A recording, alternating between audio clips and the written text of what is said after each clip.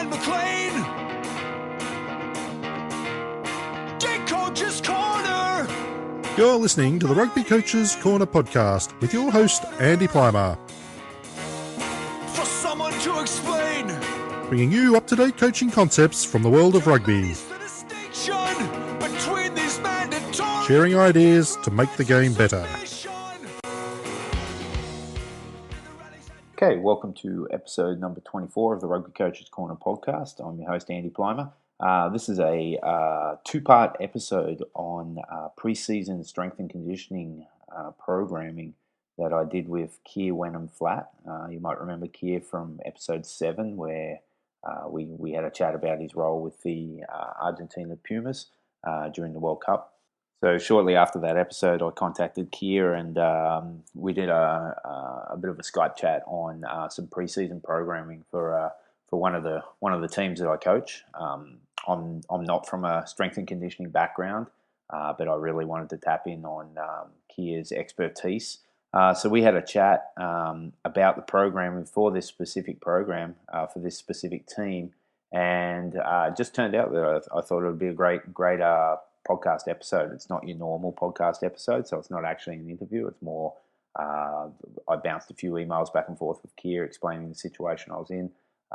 He and I then had a conversation, and he pretty much led the conversation from there. So for the strength and conditioning geeks out there, it's probably one that you're going to really enjoy. For the others, I hope you can get something out of it. It was a nice blueprint that Keir laid out for us. Obviously, circumstances change, and the situation that you see before the season doesn't actually go exactly to plan. So we had to adapt. One of the players was actually the lead on the strength and conditioning. I just did the initial consultation and then handed it over to him, and we bounced ideas back and forth throughout that preseason area. Yeah, so he added his own touches to it. There was a few key components that I wanted in there as well, and it wasn't the perfect rollout, but I think from a theoretical point of view, it's a good resource for coaches, and that's why I thought it'd be a great idea to share it. I've broken it up into two parts. I didn't want to have a 1 hour podcast. People might tune out for that. So it's going to be 2 half-hour podcasts, and I'll release the second part next week, so people can catch up on that. We also mentioned a couple books, or one book in particular. So if you are interested in strength and conditioning, I can't recommend more highly Cal Dietz's book titled Triphasic Training. As I mentioned, I'm not from a strength and conditioning background, but the field definitely does interest me. So Cal's book I've read, and I really, really enjoyed it. There's some really good concepts that come across there with regards to athletic movement and how we train in the weight room needs to replicate what we're doing on the rugby field as well, or any sporting field. With that in mind, there's also another great book that you might be interested in if you're interested in strength and conditioning, and it's Mike Boyle's new book titled New Functional Training for Sports. For those who don't know, Mike Boyle was pretty much the person who came up with the concept, along with a few others, about functional training for sports. So it's a good read, and I'll put it up on the website as well, so people can check it out. Cal's book is already up there, I believe, so you can check that out if you're interested in some further strength and conditioning reading. The website is www.therugbycoachescorner.com, and coaches is spelled COACHS. So without further ado, here is part 1, episode 24, Keir Wenham-Flatt, pre-season strength and conditioning programming. See you on the other side. I outlined my challenge to you, Keir, with working with athletes who are amateur athletes. Essentially, their strength and conditioning work is going to be unmonitored due to financial reasons of the amateur game, and we've got quite a large prep period. But in there is they're also playing club rugby and their club practices. I'm only going to see them 14 times over a 25-week period. So that and all that time that I see them is going to be skill work, tactics, all that kind of stuff. The challenge is getting these guys fit and fast and strong, but with the big challenge of not actually having them monitored during this time. Okay, so they're not doing any of that physical work with you? No, there'll be an initial testing period. So we're gonna test them on January 10, and then there'll be some instruction there too. Go through the program with them. Go through some key lifts. I really want to tie in Cal Dietz's triphasic stuff in there, especially on the squats. But I'll take your advice on that for sure. And then they're basically, I'm going to see them 1, 2, 3, 4, 5, 6, 7 times again. Like it's basically twice a month I see these guys. Is that up until the 10th of April? Sorry. That's right, up until the 10th of April, where we'll have another skill session, another practice session there, and that'll be our second kind of testing day. And then I'll see them 1, 2, 3, 4, 5, 6, 7 times after that. Yep. And then the tournament is June 17 to 19. Cool. Okay. Right. So, if you're dealing with amateur guys, you have to, obviously you appreciate this already, your time's really, really limited. Yep. So you have to be as economical as you can. So talk me through the rationale for your testing days. So I don't want to get, I like testing a few lifts just based on, like, guys like to know, gives them a bit of a target, but it's not going to be like a selection kind of vehicle or anything like that. Like if a guy squats whatever 315 or whatever, and then comes back and squats in the 280s, obviously something's going on there. But I'm not really kind of looking at that. I'm more like looking at giving them something to strive for personal improvement. I like the competitive environment of testing too. The guys like it too. I basically just wanted to do squat, bench, and standing long jumps, a broad jump. I don't want to spend a lot of time. I've got a venue that's got 7 squat racks, 7 benches, and we can set up like 4 or 5 standing long jumps. So I reckon I can crank that out in about an hour with 30 to 35 guys. And then I wanted to spend an hour on more instruction than anything. So you got 2 hours in each session, right? Yeah, that's right. Yeah. Okay, so I mean, like, I think it's good that you're trying to get information that's going to change what you do, because I always think the purpose of testing, like specifically blocking aside time, is that activity going to give you information which tells you something that you didn't already know, or is it going to give you information which changes what you were going to do? So. And this, I'm ignoring for now stuff like competition and motivation and all that stuff. I'm ignoring that. But in terms of the programming, do you necessarily need to block aside an hour, work everyone up to a 1 RM in the bench or whatever RM it is in the bench or the squat to get that information? The answer is probably no. You can probably put that into the context of a regular session and, for example, get them to rep out on a final set. You can say build up to RPE X. When you get to that, give me 3 sets of 5 or whatever it is, and then you say, right, final set, we're going to rep out, and that's going to give you fairly accurate information that you wouldn't necessarily need to dedicate as much time towards. So then you just put that into a 1 RM calculator and you can convert it that way. Yeah, and then you've got that information, which is, it's maybe not as accurate as you would like it to be if you did a 1 RM. But the reality is, if you're using this program for 26 weeks, it's going to be obsolete anyway by the end of it. So you've got that information, but you've not sacrificed an hour of your time, which is really, really valuable when you're dealing with amateur guys and guys that don't necessarily have the highest training age. And then with regard to, does testing give you information that is going to change what you had planned? And the answer is invariably no. So for those reasons, I would warn you off it. But obviously you've said for the reasons that you've outlined already, in terms of giving them numbers to shoot for, in terms of motivation stuff, that's the plus side. You have to weigh up how willing you are to spend that time in that manner. And for me, the answer is no, just because in my experience, the motivated ones are the motivated ones anyway. The chub club in the front row, you can't really beat them up and get them to do what you want.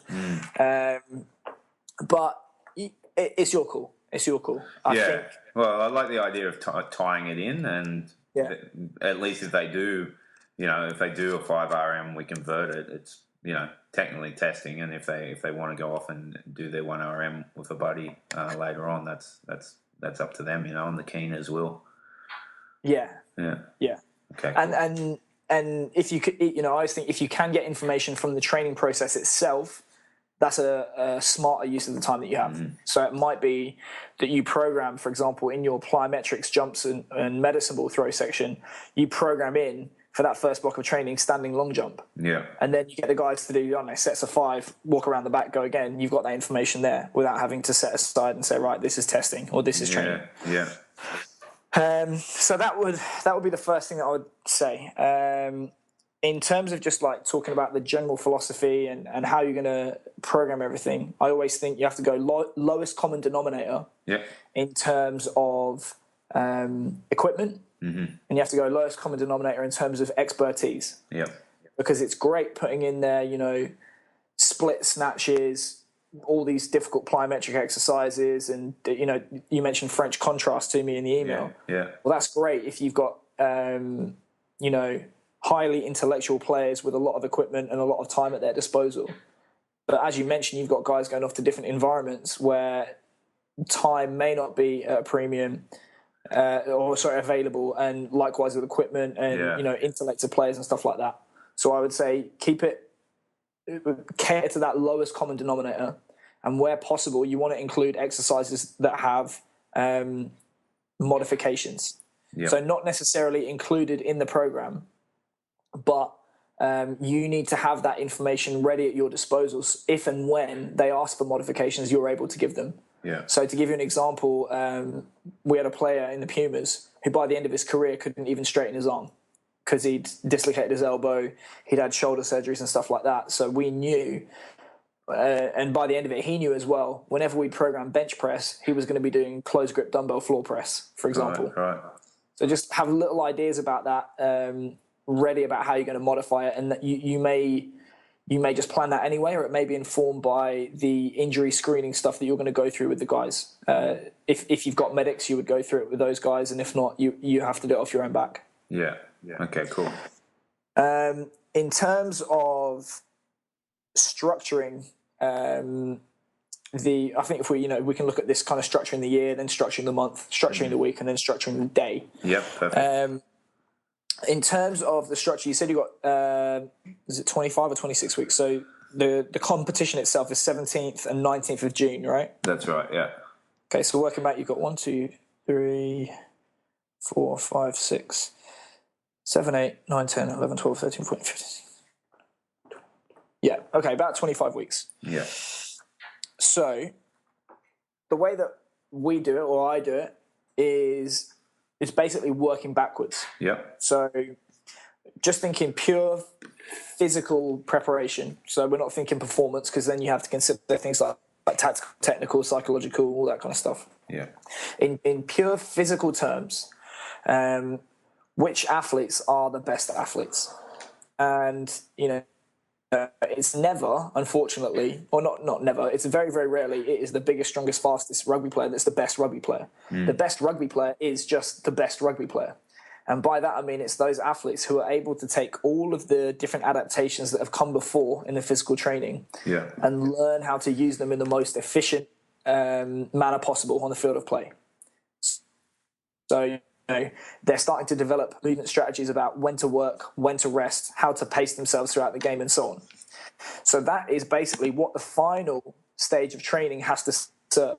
You have to give them the opportunity prior to the tournament, give them a learning environment that allows them to do that and learn how to develop and utilize everything that you've given them in training. And I think you're looking at a minimum of about 3 weeks to do that. Okay. So if we consider that 17, 19 of June is going to be your tournament, I would be looking, you're a technical coach as well, correct? Yep. Okay, so if I were you, I'd be arranging a friendly game on the 12th and a friendly game on the 5th. Yeah, we've got, let me have a look. You got a training game on the 29th of May, and you've got another one on the 5th of May. We've got an internal trial on the 1st of May. And then 2 weeks after that, there's a planned game, and then on the last week of May, there's our kind of main game that we're building, and then there's 3 weeks before tournament. Okay, cool. So if we consider up to 3 weeks prior to the tournament, that would be kind of your starting 15, getting realistic amounts of game time, and it's against opposition who aren't from within your squad. Yeah, that's right. If you consider everything that comes before that, that would be like heavily rotated. You're not necessarily trying to give them large amounts of game time. You're just trying to give them enough game time that you see what you want to see. Yeah. And it serves the purpose of selection more than it serves the purpose of preparing the players. Yeah, that's what it is, yeah. Cool. Okay. So then if you work backwards, in the time that you've got 21 weeks of preparation right there. Okay? Yep. So working backwards from that final stage that we've talked about, the best athletes are the best athletes, the ones that know how to work, when to rest and all that stuff. But if you go underneath that a layer more, you can obviously say that an athlete who possesses more of the physical and technical abilities that underpin their position is going to be better in their position. So, for example, if I'm a prop, that means that I need large amounts of limit strength, or an eccentric strength and isometric strength and all that stuff. Mm-hmm. If I'm a back, it means I'm going to need large amounts of speed, reactive strength, speed strength, and so on. Mm. And obviously the patterns in which I exhibit those are going to vary according to position. So underneath that, or prior to that final block of training, what you're going to need is a block of training where your focus is switched towards the development of those abilities. And because it's a central nervous system intensive block of training, you're going to struggle to do more than 4 weeks consecutive. You're probably going to need a deload in that 4. So if we work backwards 4 weeks, 1, 2, 3, 4, that gives you, let me think. Third week of May. Yeah, it's the 24th of April to the 22nd of May. Okay. And that would be kind of like a positional specialization block. Then... So go again on those dates, sorry? So the dates I've got here is 24th of April. And that will give you 1, 2, 3, 4... Oh, sorry. Pardon me. 1st of May. Okay, yeah. All right. 1st of May. Yeah. And that will give you a 4-week block of that. Okay. And you can program a little deload in that final week on the 22nd of May. Okay. All right, sweet. Okay. So... Now, what if you go back a stage further, are maximal strength, maximal power, and maximal speed directly applicable to how an athlete performs in their position?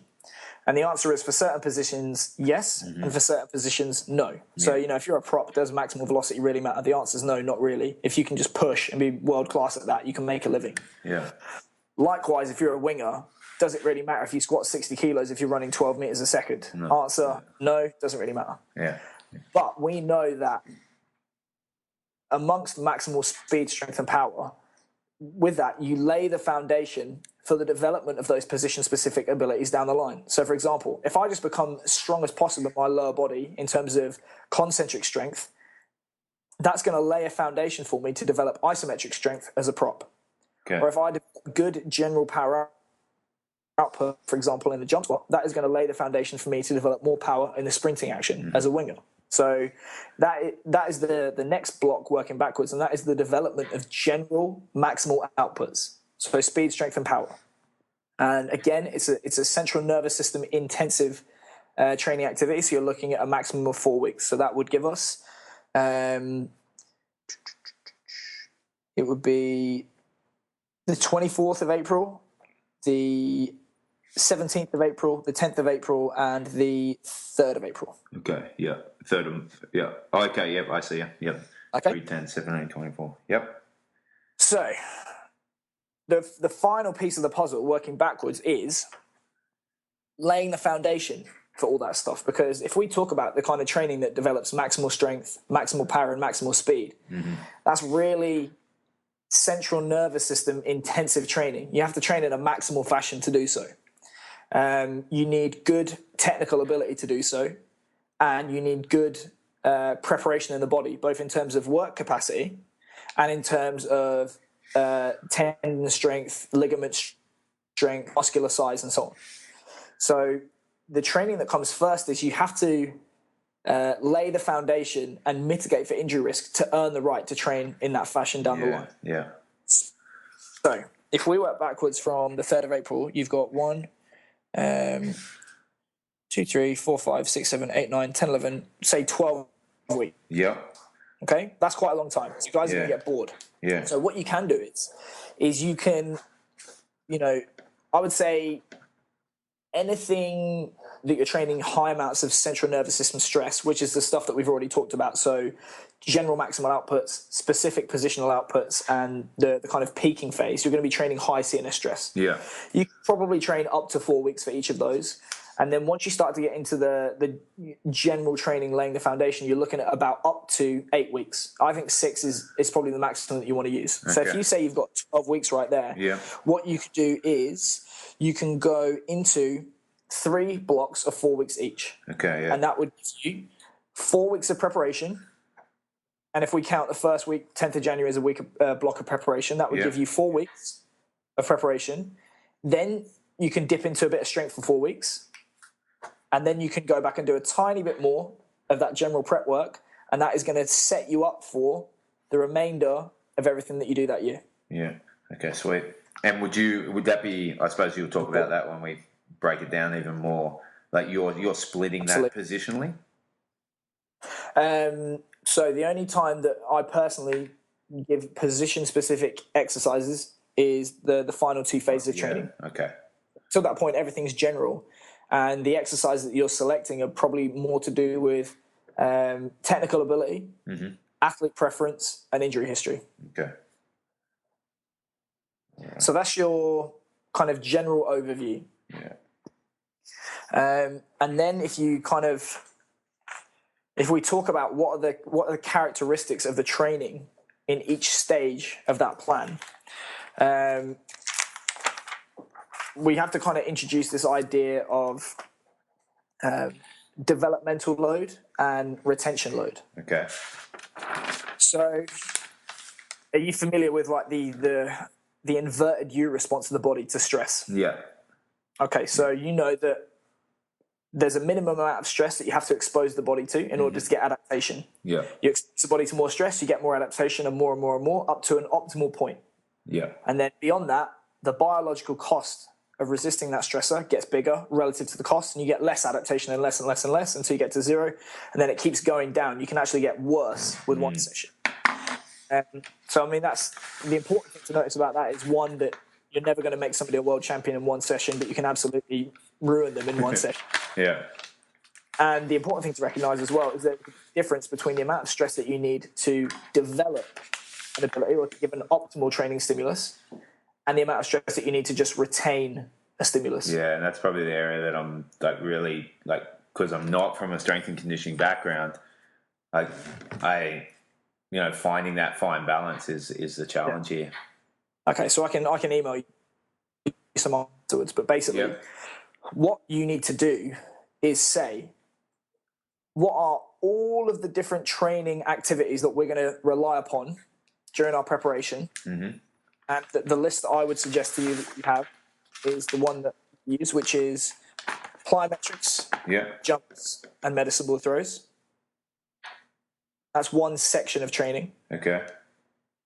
Then the next section of training, sorry, I should have said before that, you have linear speed development. Okay. Which obviously can be divided into acceleration and top-end speed. Yep. We'll ignore agility for now, just because it's more of a movement skill modality rather than an actual physical stimulus. So no agility ladders? Not going to roll them out? That got me in trouble with Mike Boyle. Yeah. Oh, yeah. Never mind. All right. We'll move on. Yeah. So you've got your linear speed. Yep. Then you've got plyometrics, medicine ball throws, and jumps. Yep. And those get grouped together mostly because they're reactive in nature and they're higher force, so force production at higher speed. Yep. Once you've done that, you'll power development. And this is what slower movement speeds, higher loads, and it's generally barbell based. So it'll be things like the Olympic lifts if you want to use them. I'd advise you not to. Yeah. Jump squats, bench press throws, push-ups. So what did you class these as? You just cut out a little bit there. I just call it traditional power development. Okay. Or maybe ballistic power development. Okay, cool. Okay, so after your traditional power development, Yep. what you've then got is strength development. So that's, non-ballistic exercises, compound movements, high load, low speed. Yep. And then after that, you've got your accessory work. Okay. And then after that, you've got your energy system development work. Okay. So what you need to do, and I'll help you with this, is basically identify what is the amount of training that is going to allow your guys to progress at an optimal. So the peak of that inverted U. Mm-hmm. And that's going to vary by who you're training, how long they've been training, what their recovery resources are like, and so on. But there's general numbers for each ability. So that's your, developmental load.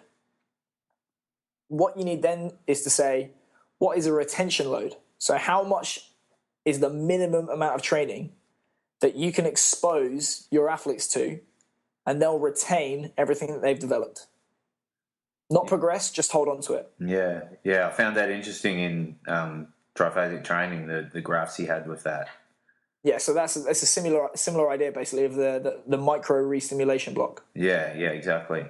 Okay, cool. So then what you got to do is maybe establish some numbers in the middle. And the reason is, so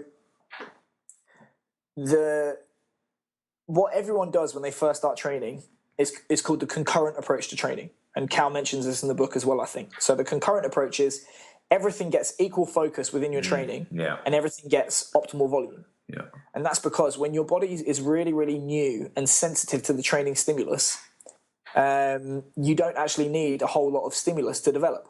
So like when you're 15 years old, it's a couple of sets of push-ups and you blow up like Superman, right? Yeah. So when you're in your 30s, that's not the case because your body is desensitized to training. You need to add more and more stress to develop. Yeah. Well, what happens is once your body starts to desensitize and you have to deliver more and more and more stimulus to each of the abilities that you're trying to train, sooner or later, you outstrip your ability to recover. So that means if you deliver enough training stimulus, you either overtrain or you don't actually deliver enough stimulus and your body stops developing. So that's why CrossFit's stupid, all right? So the solution is, once that happens, you have to come up with, a logical or methodical periodization approach. And that is to say, what am I going to treat as a priority within my training program right now? And how much more resources can I dedicate towards it in terms of my time and effort and recovery and so on. And then everything else has to drop down to a maintenance level. Yeah. So you're saying like you wouldn't do a mixed session where, say, they do a warm-up, they then do some Olympic lifts, they then do some strength stuff, and then they push a prowler around for a bit. Like you're saying. No, you would. Yeah. You would.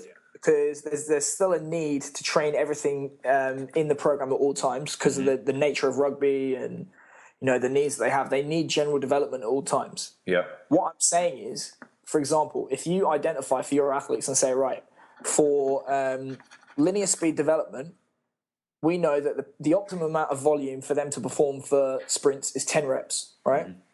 And we've said for plyometrics, it's going to be 6 sets of really intense plyos. And for power work, it's going to be 5 sets. And for strength work, it might be 8 sets of 3, for example. Yeah. And then for accessory work, when you're in a really heavy hypertrophy phase, it might be that you're doing 5 sets of everything, or, even higher German volume training if you've not got 2 brain cells, right? And then if it's ESD, a really heavy developmental protocol for VO2 max is 4x4x4. Basically, you suffer and hate yourself for 4 minutes, you rest for 4 minutes, and then you repeat for 4 sets. That would be an optimum day. But if you've got to the stage of training where you can't hack that, you need to start saying, well, what is our focus going to be? And it might be, for example, if you're in a position-specific block close to competition, that you're going to emphasize as much as possible speed, plyometrics, and ballistic exercises, and then you're going to relegate strength and accessory work and energy system development work to a maintenance load only. So now it might be that you do 10 sets of sprints, 6 sets of plyos, 5 sets of power, which are the numbers that we talked about before. But now you're just going to do 1 set of strength, and then you're going to go one rep shy of failure, and then you're going to go to 1 set of accessories, and then you're going to do like 5 minutes of ESD, or you might cut it out completely. And then what you've done is you've taken your limited capacity to recover and you've focused it towards the development of a limited number of abilities, which is going to allow you to continue to develop in that regard. And then you've given all of the other abilities the bare minimum that you need to retain, and then that way you're not losing anything. Yeah. Okay. So this is why you want to structure, why I'm suggesting to you that you would structure the 25, 26 weeks that you have in this manner, because what it's going to allow you to do is, obey some like basic principles of periodization. And basically it is, you need to identify which movements and which physical abilities are more specific to the sport of rugby and which ones are less specific. And then obviously those which are more general come earlier in the preparation. Those which are more specific come later in the preparation. And we've already kind of talked about what those are going to be. So, the physical qualities that you decide are specific to athletes performing in their position will be emphasized later in the preparation. Then it will just be general maximal outputs like speed, strength, and power, and so on in the middle. And then it will be the boring stuff that nobody likes to do, which lays the foundation in the initial stages. Okay. What you also need to do is schedule training means which are more intense or intensive later in the preparation, and ones which are more volume-based earlier in the preparation. And that fits with what we talked about already. So, training... speed, strength, and power comes middle of the prep. Position-specific power comes later in the prep, and then full intensity rugby contact elements come last. You can see that logical flow in terms of stress and intensity. So that general structure that you've got there allows you to do that, and structuring it in those 4 blocks that I described to you. I would suggest to you that of all of the different physical abilities or sections that we've talked about, so, your linear speed, plyometric jumps, medicine ball throws, ballistic power, strength, accessories, and ESD, you can say, which of these elements are we going to emphasize and in which phases of training. And then that will inform how much volume you use to develop and how much volume you use to retain. And I would suggest to you that phase 1, because you're trying to develop that work capacity, you're going to have developmental volume of accessory lifts and energy system work, and probably strength development, but in lower intensities. So me personally, my guys do between 70 and 85% for the first block. Of strength development? Yeah, we only actually go over 85% to 100% for that second block of our year, and that's it. Okay, so you focus, and you're going to be doing mainly what are you working on mainly there? So what we're trying to do is we're trying to use the accessory work as a tool to maybe build muscle or to lose body fat based on what we've identified there needs to be. We're trying to address injury risk factors like muscular balance, mobility, stability, motor control, and so on. And we might also be looking for the development of local muscular endurance and work capacity in those movements. Okay. Likewise, in the energy system development, because we're looking to develop that work capacity, we'll focus heavily on that. Okay. So ESD and accessory work would be the main focus in that block 1. Yep. Yeah. Okay. And, if maybe if they've already hit their lean muscle mass goals, they're in good body composition, really good score on the FMS, good work capacity, it might be that we focus more on sub-maximal strength development. Okay. I think what you need to do is look at the guys that you've got in front of you and the information that you've got and make that call for yourself. But I'm guessing that it would be the former, not the latter. Yeah, I would say we won't be doing FMS, and we won't. We barely have anything to monitor the guys on. Like, we won't be doing percentage body fat and things like that. And I mean, you can eyeball it. If you've got guys telling they're fat fucks, then you don't need calipers to tell you. Don't need to throw them in a pool in a harness to see how much. Okay. It's more that they are amateur athletes, and they're weekend warriors pretty much, who are just playing in a representative side. So we're going to have more guys of the former than the latter, I think. Cool. Okay, so then that would be your kind of block 1. Okay. Okay, so there you have it. That's part one of pre-season strength and conditioning programming with Keir, Wenham-Flatt. As I said at the beginning of the episode, part two will be released next week, episode 25, and we'll wrap up those blocks that Keir outlined, and we'll run through the processes that he puts in place with his teams, and that I subsequently tried and adapted for my specific team that I was coaching. So I hope you enjoyed that one, and we'll catch you next week with episode number 25, part two of preseason strength and conditioning program. All right, cheers. Bye for now.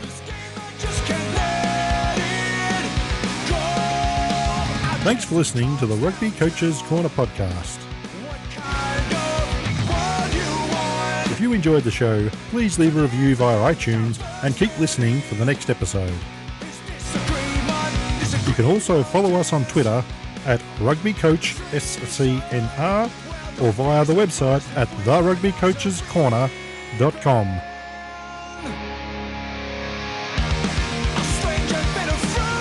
Until next time, keep sharing ideas to make the game better.